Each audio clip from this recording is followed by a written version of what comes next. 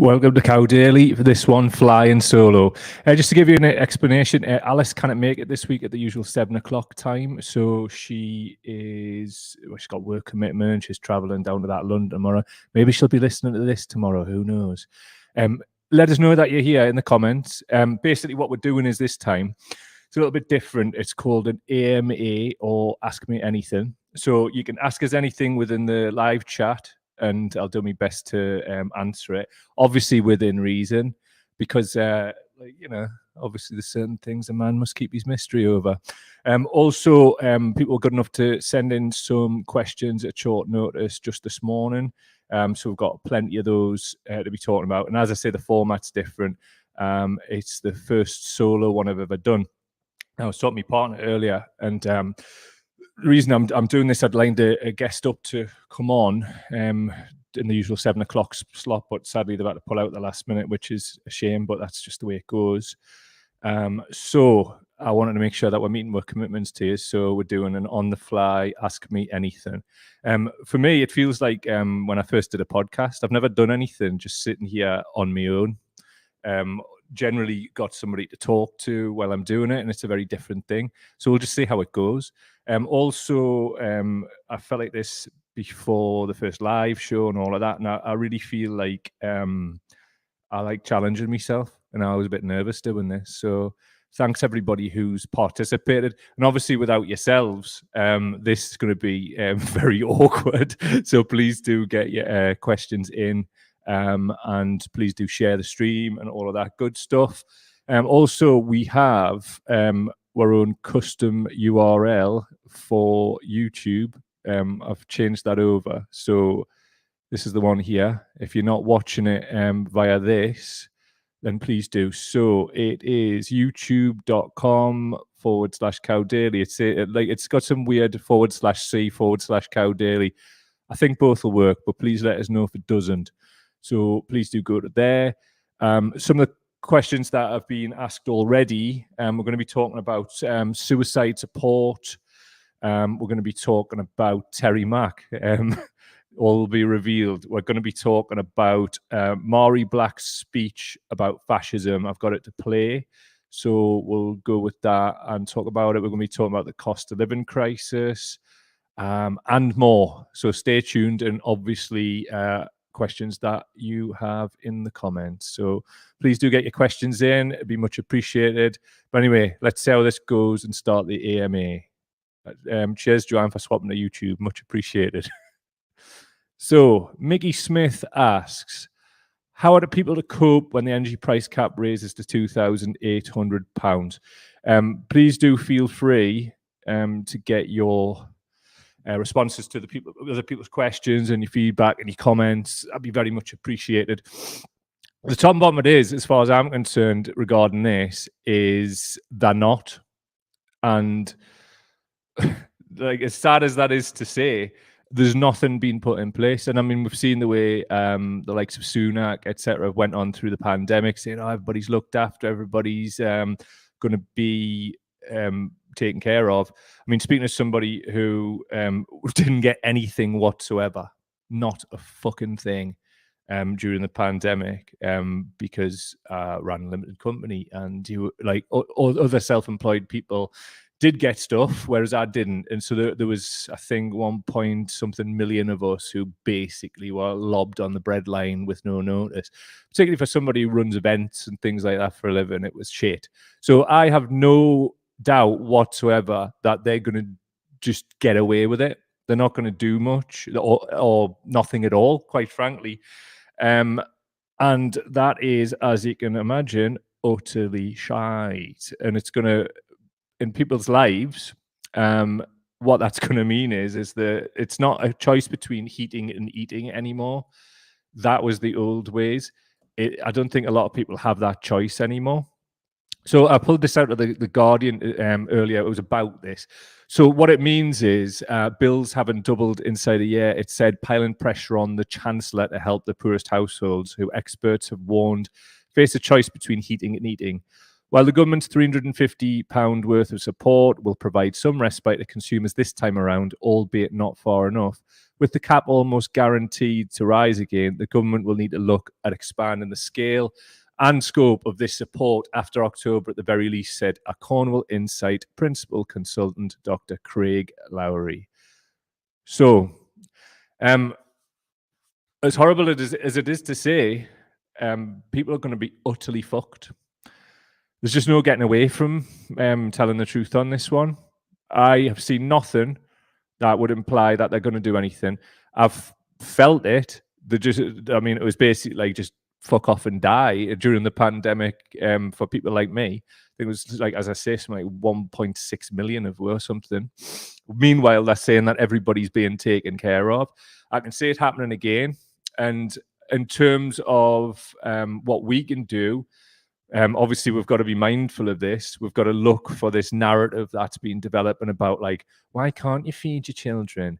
Why can't you feed yourself? What's wrong with you? And all that Tory nonsense.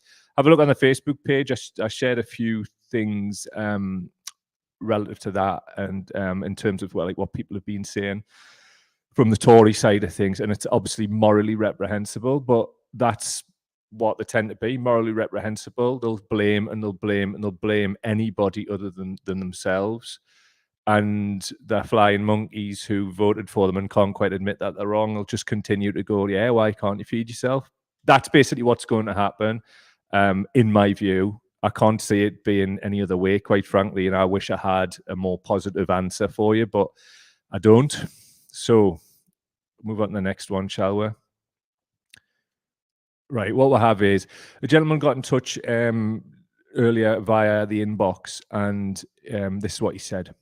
Hi there, see you were asking for questions for your Ask Me Anything. I'm not sure if this is relevant as to what you'll be talking about, but I wanted to know, where do men go to, who do they turn to when they are thinking of taking their own lives? And also, who can people turn to when someone close has gone through with the act? I haven't seen any real active campaigns from anywhere lately, and I know firsthand it's a real issue.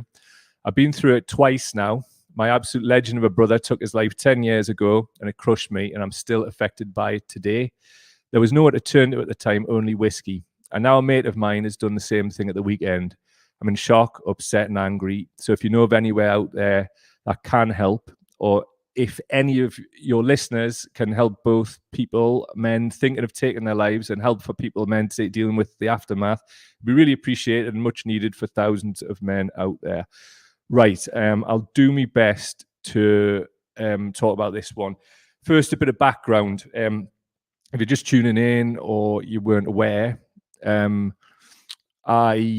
over 10 years ago now, lost my friend Gav.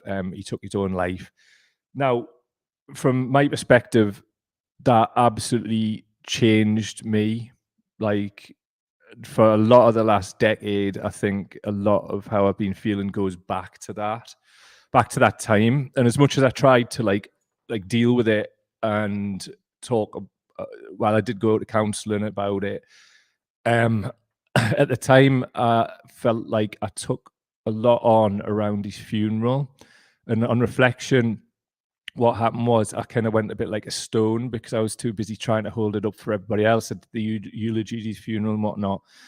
I had a bit of a delayed reaction to my grief. Probably over a year later, I just broke down, and I had barely cried over the previous year.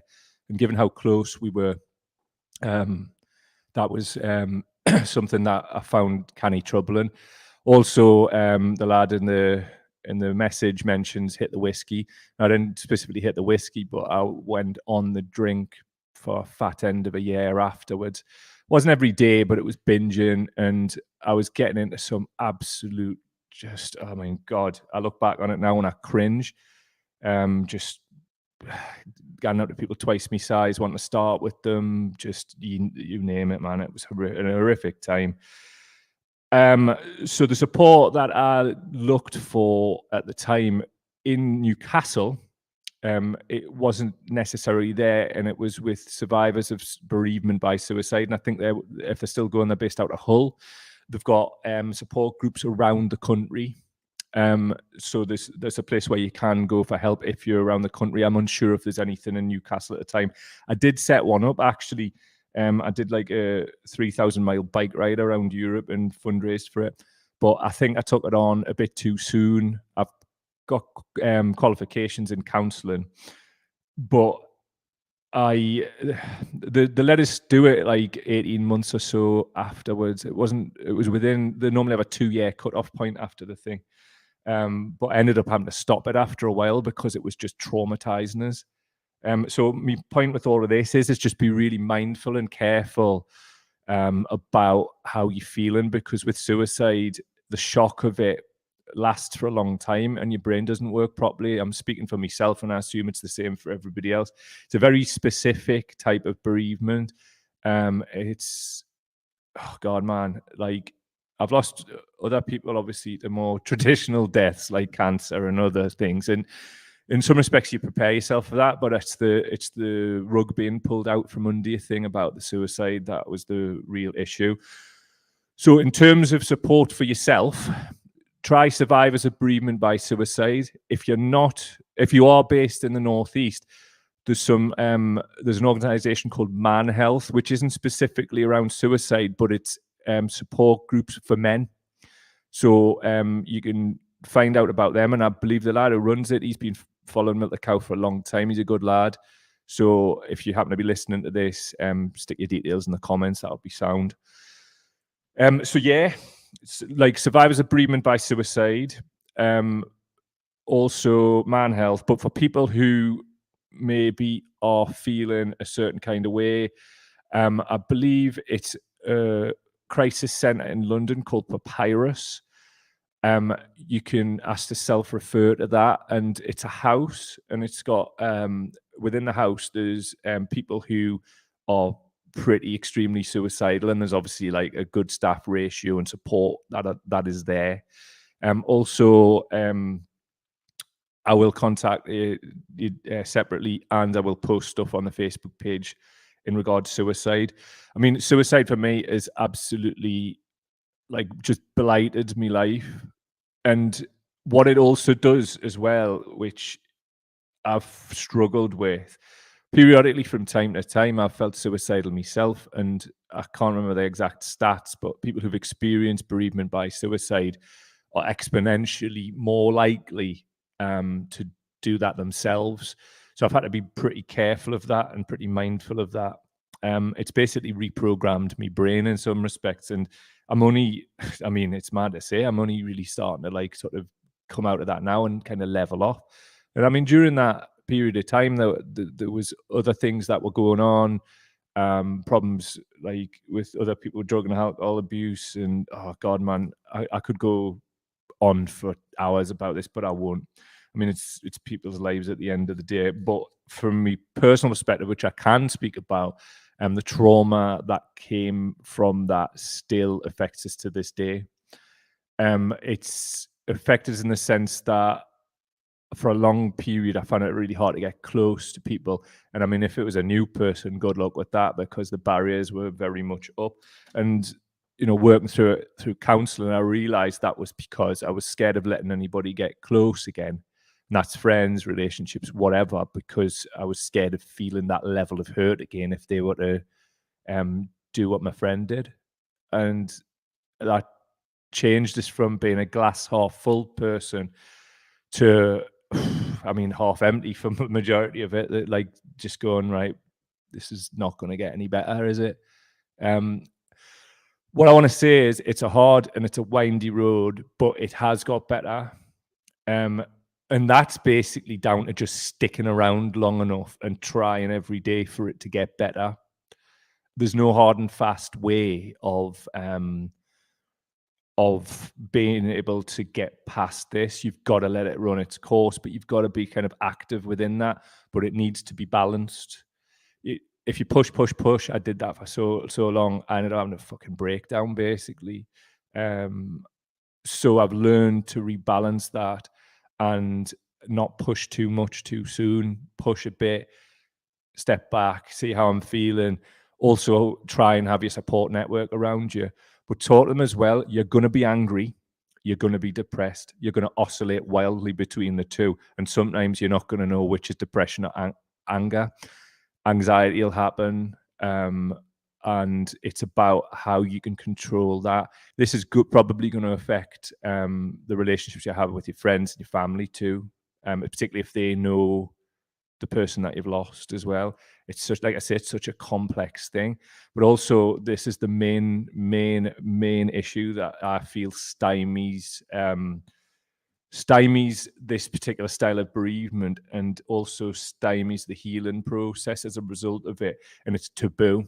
It's the taboo around suicide. And it's one of the reasons why I wanted to take this question on today, as hard as it is to bloody talk about. And all I can say is my mate's face, and I miss him every single day, more than 10 years on.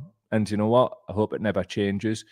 What's changed is my ability to cope, because that's the best that we can expect. We learn to cope and we get past that, and we can start to thrive. It just takes time. But it's the taboo, as I say.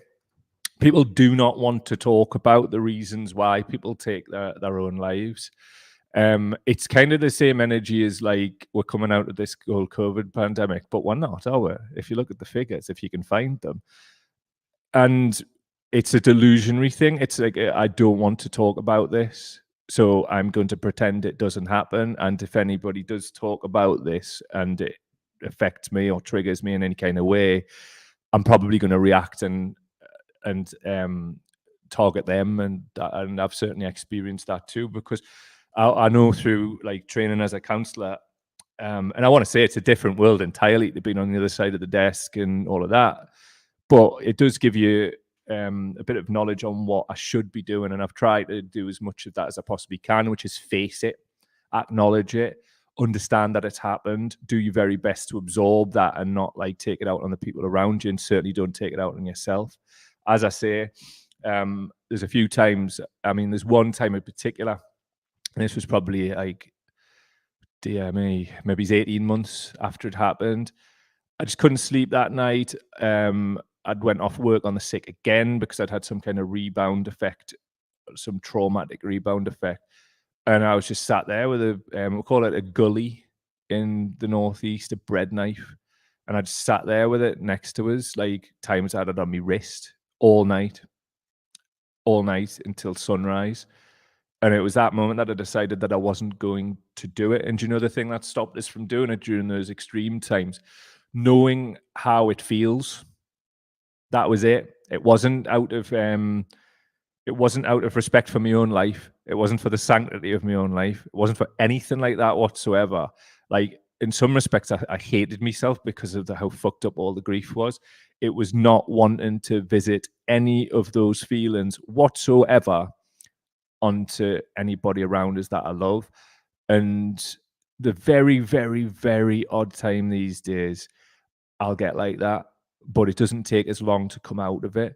And I've acknowledged that that's just part of my life, that sometimes I'll feel like that, and it's about how I work with it and build myself back up and get past how I'm feeling right then. And what I say to myself, like, is like, through experience, I know that this isn't forever.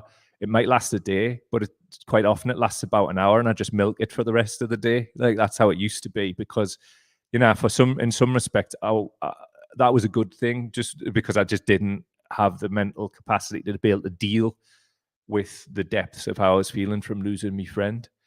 If you're listening or watching this, I hope you never go through this.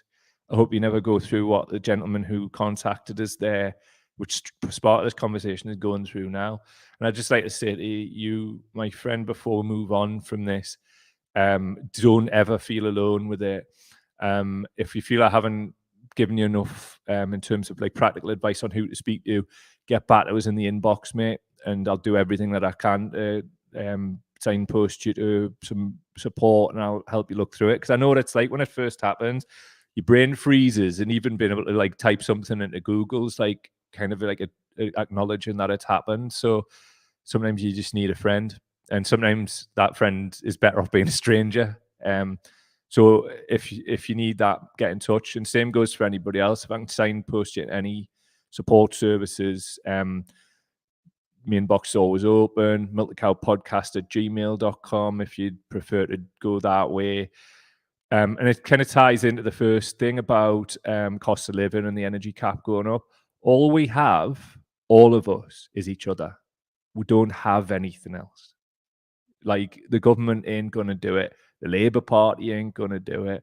None of them are going to do it. They all live in a fucking dream world. Meanwhile, millions of us are out here dealing with this kind of shit every fucking day. So all we have is each other.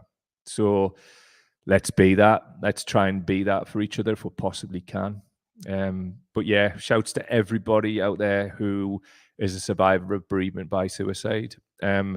Also, if you're feeling some kind of way about taking your own life, similarly get in touch and I'll do my best to signpost you to any kind of support services. Now, just a point on that, like, because I'm so close to it, I shouldn't be the one to be your counsellor, even though I'm qualified. It's not right, and it's against the boundaries of from what I've been trained in, specifically through this particular channel and this avenue. Now, if I was doing it obviously professionally, it would be a different thing, and there's different things. But like, you can't see me like this first and then me become your counsellor. It's really not good for you. And anybody who is a counsellor who's doing that kind of thing, they really shouldn't be. So just be mindful of that. There's good and there's bad counsellors out there, and the good ones who are the ones who stick to the boundaries and not only look after you, but look after themselves. That's what they're there for. So just be mindful of that. And also, when you do finally get to see somebody, the first session's probably going to be filling in paperwork and a little bit of chat. It's just how it is, man. They've got to like assess your growth for their funders and things. So just bear that in mind. And as I say, please do get in touch. But before then, if you'd like to support our work, please become a patron. And you can do that via patreon.com/cowdaily. That's patreon.com/cowdaily. Also, please sign up to the Cow Daily mailing list. Links are in the description. So anyway, moving on to the next question. Actually, I'll have a look at the comments first and see if anybody's responded to what we're talking about. Got Paul Veronica here. Hello, Paul. My stepson died of complications due to drug addiction in our house very suddenly, and I had to do CPR on him. It was very grim and will always stay with me. Mate, I hear you, and I'm really sorry you went through that, and I can't imagine. I just can't imagine it. I mean, I didn't actually find my friend. He went away. I was the last person to speak to him, so it's probably about as close to it. But it's your stepson and it's in your housemate, and I'm really sorry to hear that. Like, knowing you, Paul, as well, I know you're a really good person, and nobody deserves that, man. So sorry to hear it, and I really hope you've found the solace or at least some counselling if you can. Do get in touch if I can help, man. All the best. Right, what else we got? Just bear with us. Comments are all over the place. Steve Jackson, glad you're still with us, fella. Counsellors can be good at taking on other people's hurt, but can often be bad at asking to help themselves. We all need to look after our own health, mental and physical. You would be missed by many, and your strength will help many watching this. You've made a difference. Bloody hell, Steve, you're trying to make us cry. Bottom lip start going, but you can't say because I like to have my microphone here. But yeah, cheers, man. I really appreciate your kindness there. Yeah, it's hard to talk about this stuff, and I'm willing to do it because we can't have these taboos. That taboo around suicide, also things around drug and alcohol and all of that. Why? Like, these are part of everyday life, things that people experience and go through. Why have a taboo which makes it harder for people who are willing to acknowledge their grief in its entirety? But I understand people sometimes just don't want to face things. But just know that if you're doing that, like, if we're all working together, things will get easier, don't they? Yeah. Anyway, I'm going to move on from this because it's something that I'll return to in the future. I'll wager, but for now, that's enough. So, next thing. Joanne, why are so many trophies decided on pens when the score is 0-0 after full time and extra time? My local team here last night was promoted under these circumstances. Don't goals from open play matter anymore? Goals from open play do matter. They do, but they've tried so many different ways of settling a football match. They've tried golden goals, which was like you score one and then the game comes to an end in extra time. They've tried silver goals, which is score one in the first half of extra time or at any time of extra time for that matter. And then the other, I think it was the opposition have got a chance to score before full time, otherwise that team wins. It was something like that. All not perfect. Penalties, totally not perfect either. But it seems to me like you can't keep playing. Can't keep playing like for like all night. It used to be back in the day with the FA Cup, they would just do replays, and there would be like 4 and 5 replays on some games. But the way it is with telly and everything in the game now, they don't do that. So pens, they've went back to pens. Is just the best way of doing it. So there you go. That's the answer for that one. That's why. I don't know of any other better way of doing it. Next one. Steve says, have you seen Mhairi Black's speech on this country creeping towards fascism, and do you agree with it? Right, Steve, I thought the best thing to do was to get this speech itself. And what I'm going to do is I'm going to play warning signs of fascism bingo. So I've got it up here on my phone. So we're going to play it, and I'm going to try and tick off as many that she references in her speech. And I've not done this first. This is like a live thing. I haven't like had a dry run beforehand. So we're going to see how many Mhairi references, and we'll come back in about 4 minutes. See you then. Mhairi Black. Thank you, Madam Deputy Speaker. Now, for a party that prides itself on the economy, the Tories have a shocking record of running it. Yeah. Our economy has the slowest growth in the G7. We have got greater regional inequality than almost any other developed nation. Food banks now do the job of government in providing for families that are more often than not in work. Government could start solving this crisis by providing solutions like closing tax avoidance loopholes or creating a windfall tax for energy companies. But instead, we get endless bills paying lip service to a manufactured culture war. The priority isn't the economy, it seems to be things like protecting freedom of speech, and yet the Tories are the ones that have banned schools in England from using sources that are not overtly pro-capitalist. Yeah. They're cracking down on freedom of assembly and protest. They're privatising Channel 4 when the Culture Secretary didn't even know that Channel 4 receives no public money. So the argument isn't financial. And as the member for Rhondda touched upon earlier on, when we consider that the Culture Secretary was a key focus of a Channel 4 documentary once about the influence that Christian fundamentalism has over UK politics, it becomes even more concerning that this decision is political and it's personal, it is not professional. But most terrifying of all, Madam Deputy, is that this government literally want to get rid of the Human Rights Act.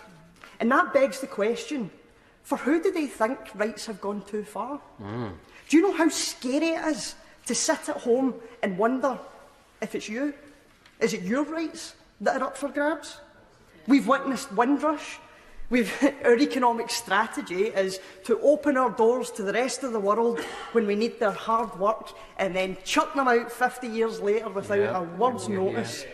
We tell our own citizens that their safety can't be guaranteed in Rwanda, but we're perfectly happy to ship asylum seekers, people fleeing war and persecution, over to Rwanda as though they're cattle to be dealt with by someone else. And despite knowing that this plan costs more than it will ever save, this is just little England elites drunk on the memory of a British Empire that no longer exists. We have the lowest pensions in Europe, the lowest sick pay. We pretend minimum wage is a living wage when it's not. We miss our own economic targets time and time again. We're happy to break international law. We are turning into a country where words hold no value. And over the last 12 years, I fear we are sleepwalking closer and closer to the F word. And I know everyone is scared to say it for fear of sounding over the top or being accused of going too far. But I say this with all sincerity. When I say the F word, I'm talking about fascism. Fascism wrapped in red, white and blue. And you may mock, and you may disagree, but fascism does not come in with intentional evil plans or the introduction of leather jackboots. It doesn't happen like that. It happens subtly. It happens when we see no, I've heard enough. It happens when we see that governments making decisions based on self-preservation, based on cronyism, based on anything that will keep them in power. We see the concentration of power whilst avoiding any of the scrutiny or responsibility that comes with that power. It arrives under the guise of respectability and pride that will then be refused to anyone who is deemed different. It arrives through the othering of people, the normalisation of human cruelty. Now, I don't know how far down that road we are, Madam Deputy Speaker. Time will tell. But the things we do in the name of economic growth, the warning signs are there for everyone else to see, whether they admit it or not.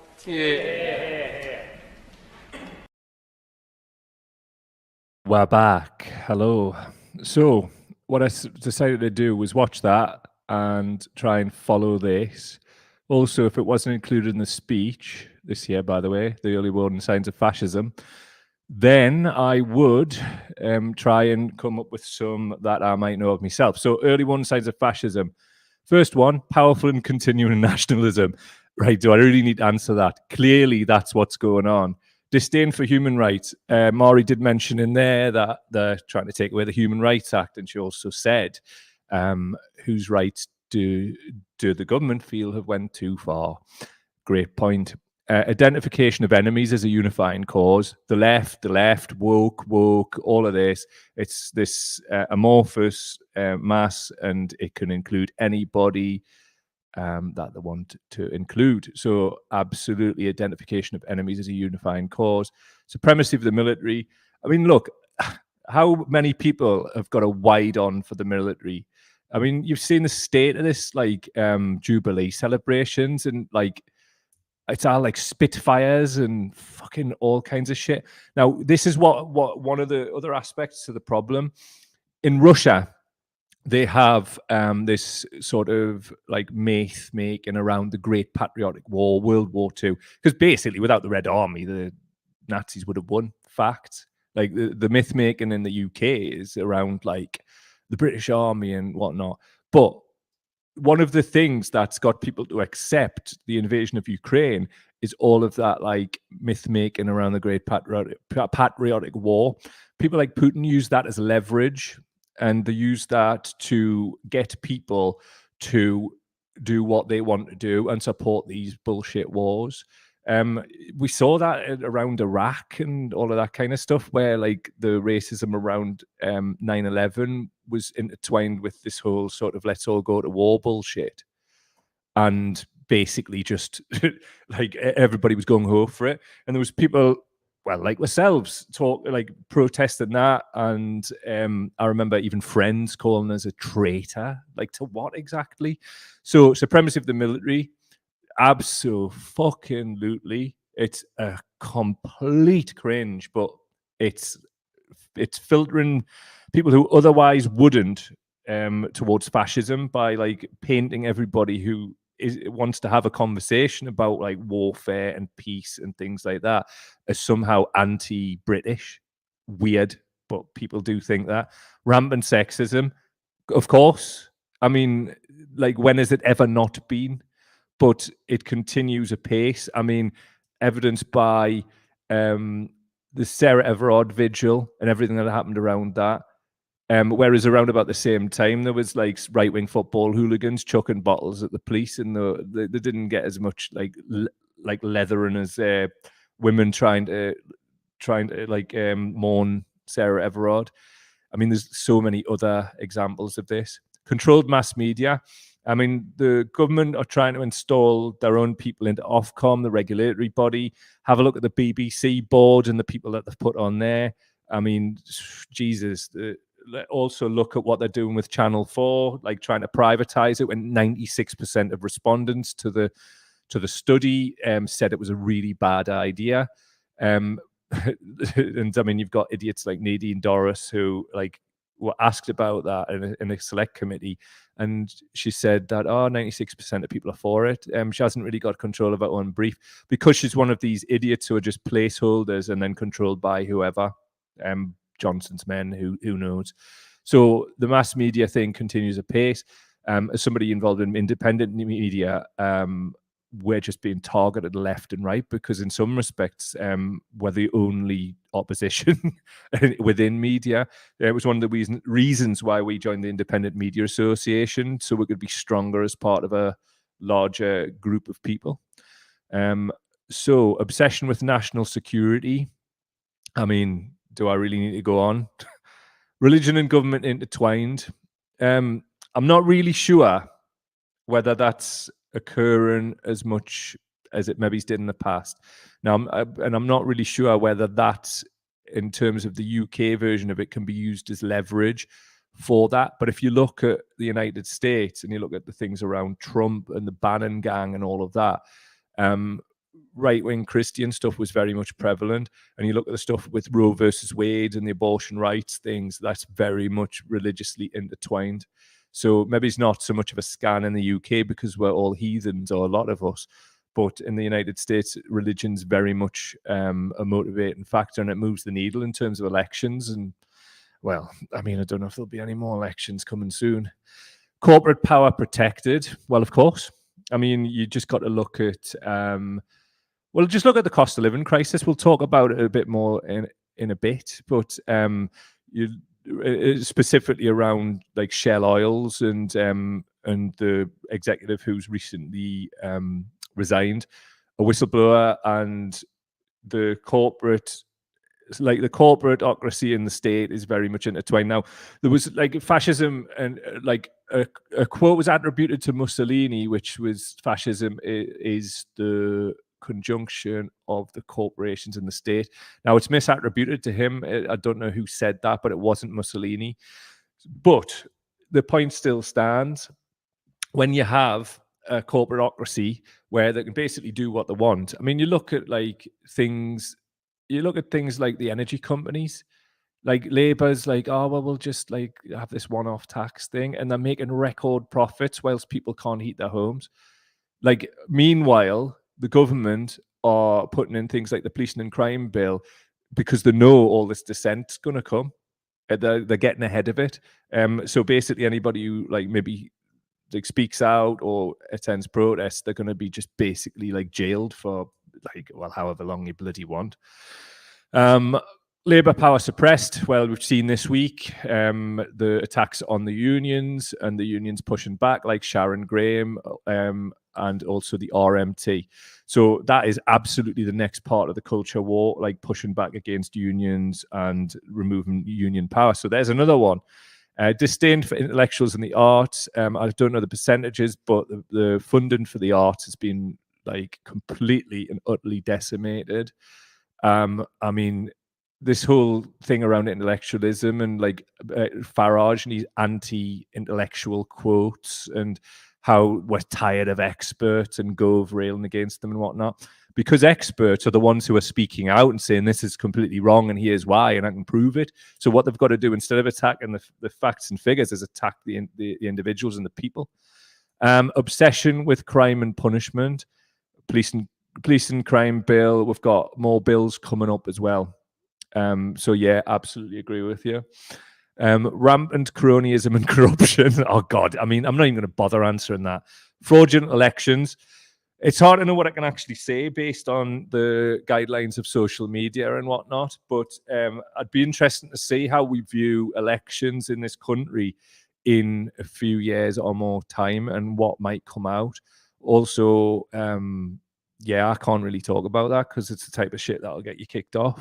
And I mean, if that isn't an early warning sign of fascism, I don't know what is, because many of us in the independent media don't feel like we can speak out about any of this kind of stuff. So how many of them have we ticked off? All of them. Yeah, we're fucked, basically. Yeah. So the question was, Do I agree with Maury Black? In short, yes. So, next thing, what do we have? Oh, hold on a minute. Right, just bear with us. There we go. And I'll just take a little step back there.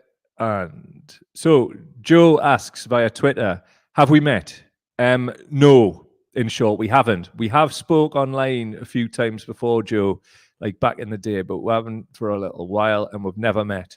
I don't know why you've asked us that, but like, let us know why, because I'd like to know if it was for some kind of funny reason.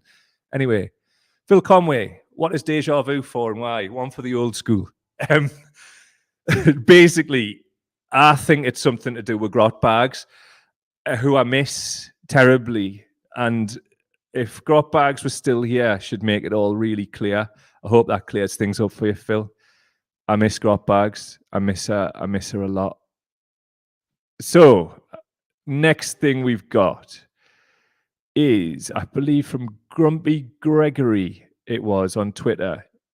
So what Gregory's saying is Caroline Dennett worked high up in Shell. She just did a stonking resignation video urging others to resign. This sort of openness from a fossil fuel executive has been wished for a long time. Why did no major news channel report on this?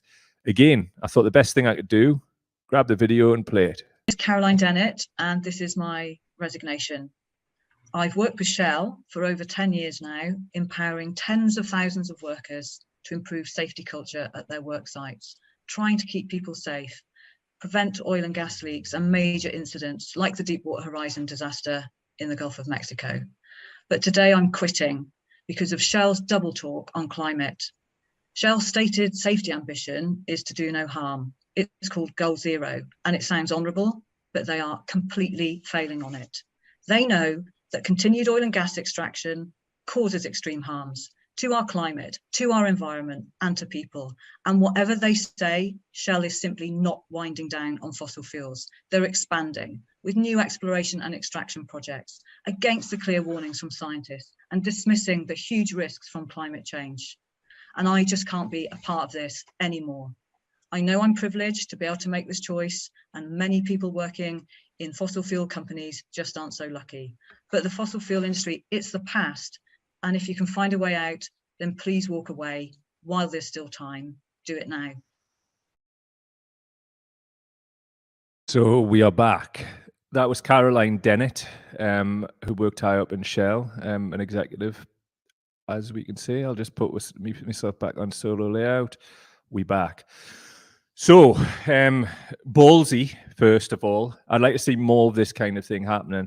Also, it's another indication of the sort of last days of the Roman Empire, because we are in late stage capitalism. So if we're getting Shell executives resigning and doing like whistleblower videos like that, I'd suggest we have a serious problem. Problem? Do we have a problem? Shouts to Limmy. We are in a nightmare scenario when it comes to the climate. We've hardly got any time left, and we have the worst possible government at the worst possible time. Some of whom are controlled by people like the ERG or whatever that morphed into, where they're just absolute idiots who just don't believe climate change is real. These are like decision makers and lawmakers within government. This will help. I mean, even if it just helps with like Just Stop Oil being able to use this clip as like propaganda to show people that, look, even they're saying it. One thing I do know is, having met people who work high up in oil companies, they generally tend to be very focused on themselves, because to get that high up in companies, majority of people need to be. I suggest watching a documentary. It was out quite a few years ago now, called The Corporation. It'll explain quite a lot about the machinations of corporations and how they work. Obviously, we've seen with the cost of living crisis that we've got a real problem on that level, but also a problem with climate too. And as Caroline said in that clip just there, these companies aren't rowing back and going towards green energy. They're actually doubling down as well. And they're being aided and abetted by our government. But what I'd like to invite people to do is like, you know, when Trump was voted out and Biden and whatever came in, and we said like at the time, well, it's not going to be any better, is it? And it's not, is it? Excuse me, I had a little bit of burpage there. So what the problem that I've got there is, I mean, you know, without being a dodge pot, Biden's hardly the full shilling, isn't he? So he's being ran from behind the scenes, and it generally tends to be lobbyists. So I would just suggest looking in to who's funding what and why and where and when, because oil and gas lobbyists are the devil. So big up this person for having the bollocks to resign, but also let's see how it goes, because when it comes to climate, I'm not positive. Like I've spoken to ecologists and whatever recently, and it isn't great. We spoke to Just Stop Oil as well. It's just not great.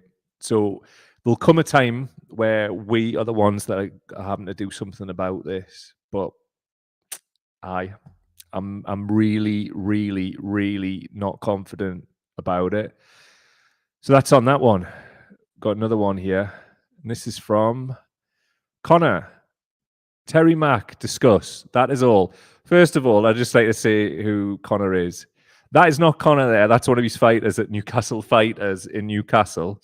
But you can see there, Mental Cow Podcast on the banner there. We've had a great relationship with Newcastle Fighters for a lot of time. So what I would like to say is, if you would like to learn self-defense with some of the nicest people going, and there really are, I mean, like Connor's a good friend, please get in touch with Newcastle Fighters, and you can do that via newcastlefighters.com. They're based near St. James's Park in Newcastle. Just really great people. They've got classes and abilities for all levels, also for kids as well. So newcastlefighters.com for all you desire. But Connor wants me to talk about this person, Terry Mack. Terry Mack used to be Kevin Keegan's right-hand man. Like obviously when he was Newcastle United manager.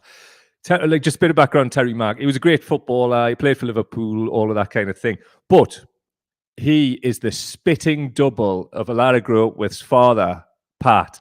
Now, we all went to the match a few years ago, and it was when I first met Connor. I actually had a spare ticket. I think it was Steve Harper's testimonial. That's how long ago it was. And I was like, just come along, like come along with the boys. We'll have a good laugh. And we did as well. It was fantastic. So the reason why he wants us to talk about Terry Mack is we were all stood in the concourse of the Gallagher, and Pat was wearing, I think, that top that Terry's wearing there. For audio listeners, it's the old school one with the Newcastle badge and the brown ale and whatnot.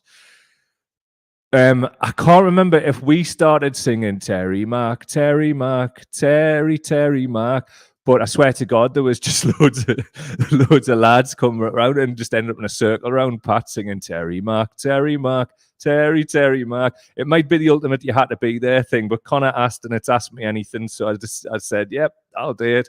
So there you go. There's the Terry Mack story. Absolutely buckled laughing, and Pat is the double of him. So there you go. There's Terry Mack. Now, we're up to 48 minutes. Has anybody else got any questions in the live?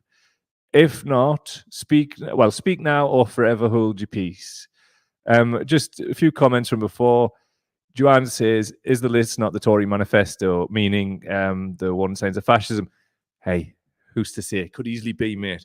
So, speak now, if ever hold your peace. Get your questions in the live, if not. And apologies if I missed your questions earlier too.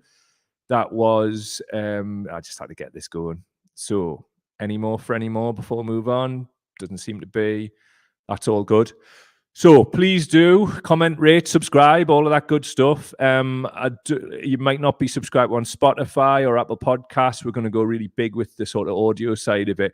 Reason being is we are doing really well in the charts when we're getting stuff up there on a regular basis. And obviously, as you know, I've been learning editing, and I've been learning audio editing, or video editing and audio editing. I think we're at a place now where we can get things out in a timely fashion and whatnot. So Spotify and Apple Podcasts, we're going to go really big on the chart side of things. Reason being is it's mostly BBC podcasts in the government section, And when we just had a little sample of it a couple of months ago and give it a try, we ended up getting into the top 5 around all the other BBC podcasts. So obviously, if we've got the time and capacity to do that every week, only good things can occur. And then obviously it'll drive more people to the other side of things. So please do get involved on the Spotify and the Apple podcast thing. If you leave a good review and a 5-star review and all that good stuff with a nice comment, that also helps as well. Nobody really knows how they work it all out. It's on downloads, but it's also on like comments and all of this carry on. But if you can do all that, that'd be magic. Cheers, chaps. So also as well, please subscribe to the Cow Daily YouTube channel. That's youtube.com/C/Cow Daily. That's youtube.com/C/Cow Daily. Or you can just click through via the link in the description of this podcast, making it easier for you. Yeah, I think that's about it. Please sign up the Cow Daily mailing list. Links in the description. Let's see if there's any comments. So Steve is asking, how's the back? It's improving. It's improving, but it's not 100%. But I don't think it'll ever be 100%. I mean, I had there's one of me vertebrae which is it's like basically not there. I mean, there's bits of it there. There's scar tissue there. And I'll be honest with you, like for the first sort of period of time after the operation, I was scared to do anything. Now it's improving. Losing like a stone, well, nearly 2 stone, has been a massive help. I mean, who knew having that amount of extra weight, like pulling on your spine, would make it like feel bad? But there it is. I mean, I did try like throughout this entire period to train and whatever, and my body just kept breaking down. So I've stopped training and I'm just doing intermittent fasting and weight loss and calorie restriction to get the weight off. So like I've got to the point where I've lost a couple of stone, and now I can start like doing light training. So I've been doing like hikes, like 5-10Ks, things like that. And like I'm hoping to get back on the kettlebells and the resistance bands soon, and I'll be lush for this summer. Yeah. But yeah, it's all right, mate. It's all right. It's recovery isn't a straight line, and I think it doesn't matter what afflicts. We've always got to remember that recovery is not a straight line, and it certainly hasn't been with me back. But thanks for asking, brother. All the best. Joanne G, any update in the Spy Cop thing? I try to watch the lives. Yes, Tom is still at it every day. So go to spycops.info, the website, and you'll be able to like find out more about that. The Spy Cops inquiry has restarted again, and it's, well, if you follow Tom's live tweets as well, and he's also doing like Twitter Spaces live. Strangely enough, you bring him up. I'd thought about asking him to like come on and just give one update as well. Great lad, Tom. Like literally a fucking hero. If they were giving out Pride of Britain awards to like people who really deserved it, I'm not saying the people who won haven't, but like, you know, if it was like all of society, he'd be winning every year, to be quite frank. Also, he's funny as fuck. So go to spycops.info for more on that and find out how much we've been rinsed by the spooks as people in this country for decades, forever. I don't know. So anyway, what else? Carl Hamilton. Did I miss much? Nout. Not much. Nout at all. Yes, Carl, watch it back, says Joanne. No, you haven't missed anything, mate. Didn't worry about it. Hold on a minute. I think there was still something up. There's not any bother.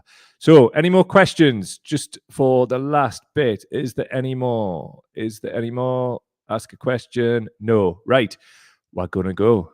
So, I've done 50 odd minutes. And I didn't think I'd get through half an hour. And as I said at the top of the show, things like this make me nervous. Just like when I did my first live show in a theatre, that made us nervous.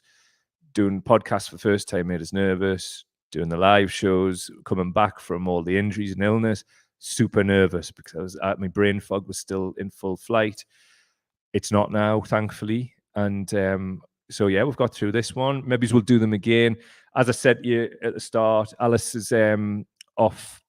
She's off with work commitments, and she's going down to London tomorrow.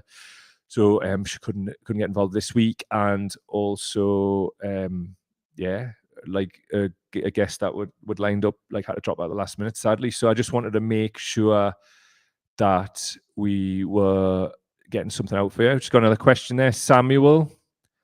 How's the book going? It's going all right, actually, and I'm pleased about that.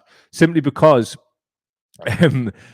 for the time that I was ill last year, which was like all of that year, one of the sources of stress that I had was, how am I going to be able to like do this book? Because one of the things that came out of it was brain fog, and I could barely string a sentence together, like verbally or in writing, which was scary as hell. So I'm starting to like pick it back up now, and doing these things has been really helpful to like get me brain firing again. So it's going decent, and I've been focusing a bit recently on Ireland and how like how that feeds into colonialism and the type of things that have went on.